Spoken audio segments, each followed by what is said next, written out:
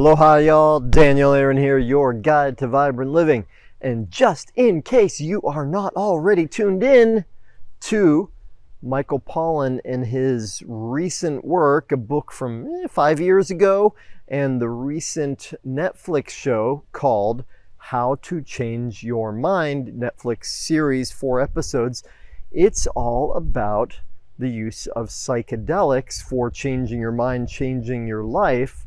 And we are at a very cool time in history where the psychedelic revolution, which started 50s, 60s, got squashed, has now re-emerged. There's a ton of research, a ton of awareness, and really a liberation of thought and possibility into it. Now, personally, I resonate with this topic a lot because when I was in college, on track for becoming a lawyer, right? I was in pre-law. I happened to go see the Grateful Dead in my junior year of college, something like that. Experience psychedelics, not with a spiritual intention, no, just because I was curious and my friends were recommending it. What occurred for me though was I didn't know it at the time, and it was partially through my own research and what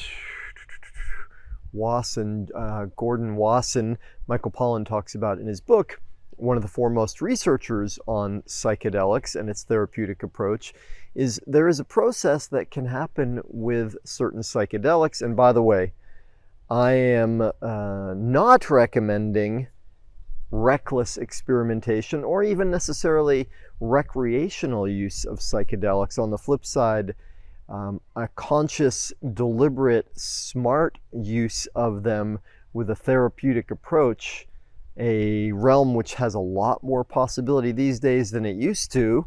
There's a lot of education on this, could be useful. You have to determine for yourself.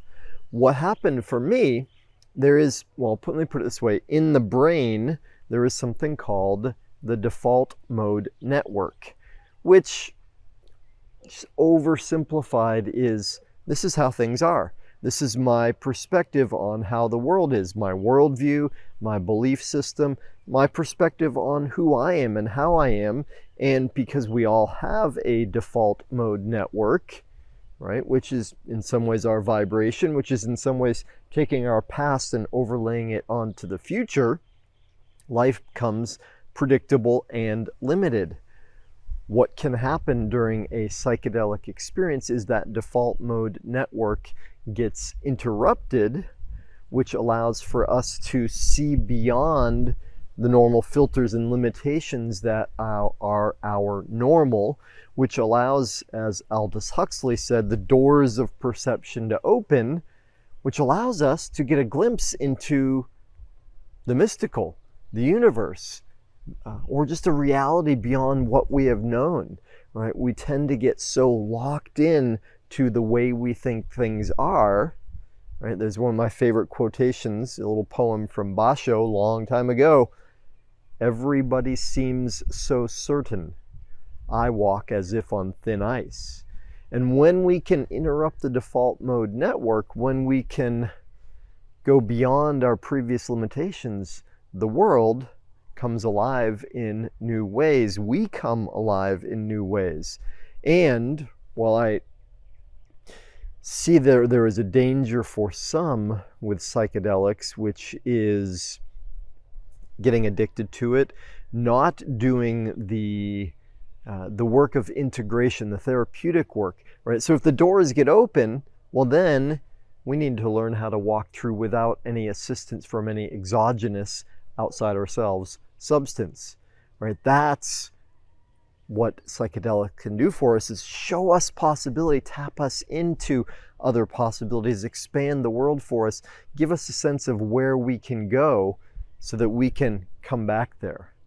All right, all that's to say, I encourage you to check out Michael Pollan's book. There's a lot out there. Michael Pollan's book or the Netflix series, How to Change Your Mind, really useful, interesting?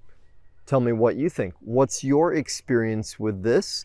And if you've seen the show, what did you get from it? What's your biggest takeaway? All right, y'all, thank you so much for tuning in. Thank you for being dedicated to the art of vibrant living. Aloha.